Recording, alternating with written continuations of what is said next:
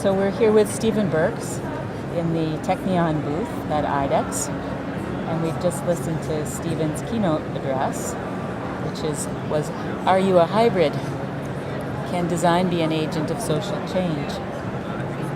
So I thought it would be interesting to talk to you about hybrid, and it's pretty obvious that you consider yourself a personal hybrid.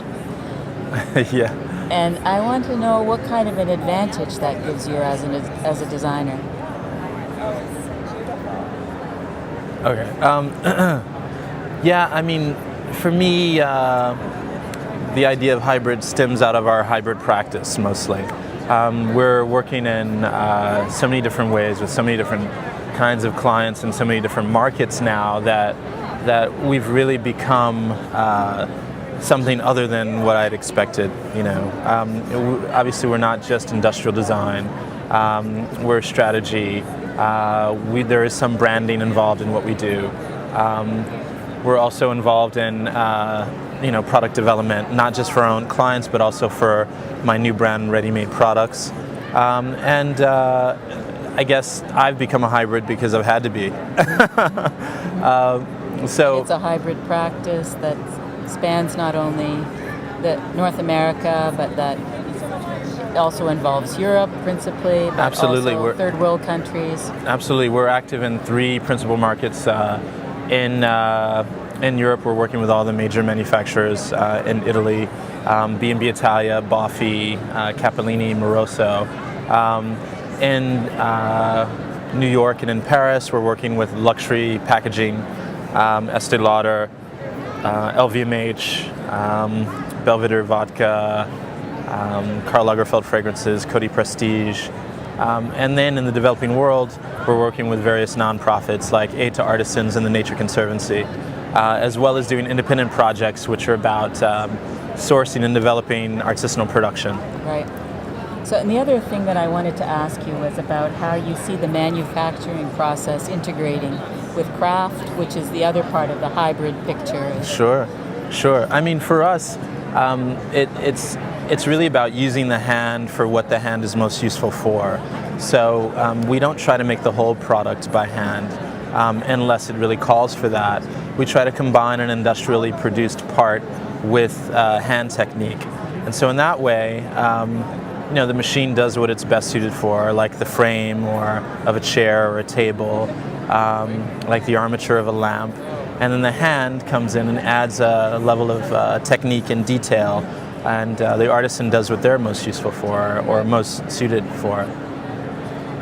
And how would you say the hybrid process of putting together manufacturing with craft process, how does that influence the perceived value of the object in the end? Well, like I mentioned in my talk, I mean, craft traditionally, at least in the States, has the perception of being something cheap, something that you find at a flea market, etc. And now, I mean, part of our strategy in extending these craft traditions into the future is to build relationships with some of the more high-end brands that I'm working for.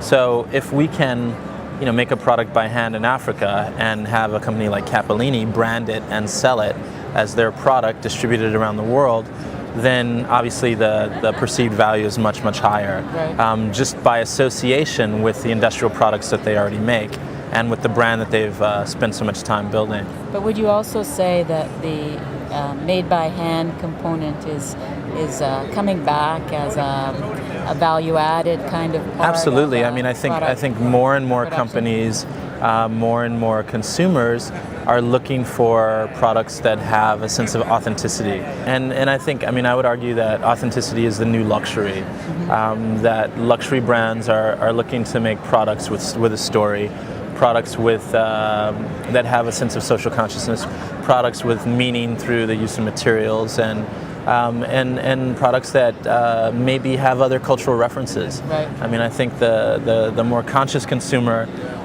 is looking for products that resonate with their own point of view. Right. And what about sense of place? Like, absolutely. Being from a particular place. Like, we've come through a period where there's been standardization in our production processes. Absolutely. And international style has dominated for many years. And how about the value of a sense of place in product and in interiors and architecture? Well, I mean, I would argue that cultural specificity is equally of value. Yes. I mean, not only is the product real, quote unquote, and authentic in its sense of meaning and materials and culture, but then the product also comes from a particular place, which gives it another level of uniqueness, let's say.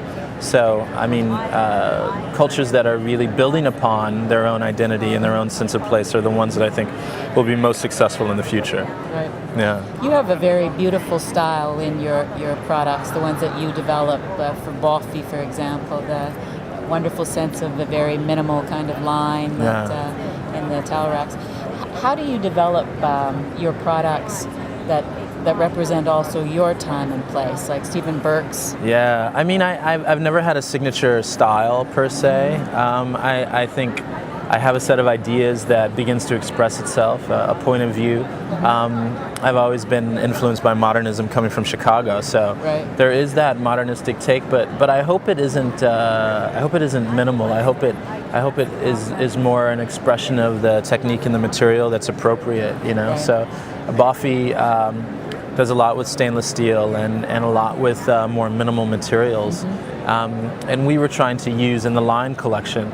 We're trying to use the bending of a single line to be very expressive in terms of what it can be: a towel rack, a toilet brush holder, a toilet paper holder, a toilet brush. So all of these different things expressed through a single material and through a single production technique. Yeah, but I mean, for the most part, my other work also tends to be about that appropriate material expression and technical expression.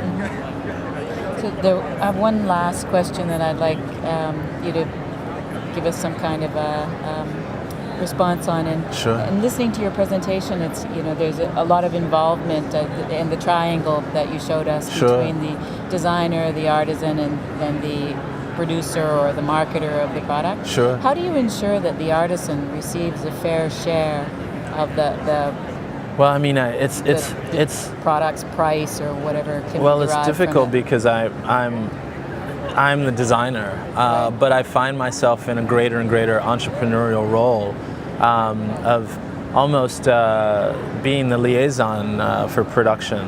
In the case of Cappellini, I was responsible for not only sourcing the production but developing the prototypes and forming that relationship with the artisan. So, I mean, really, the only way that we can ensure that the artisan, that there is this fair trade, is through the final price of the product. Right. The artisan is never paid directly, but as the manufacturer of the product, what they make is built into the cost of the product. Right. So when the distributor buys the product from them, they're effectively paying them at the same time. Right. So, I mean, if once that price is set, then that's what the artisan will make.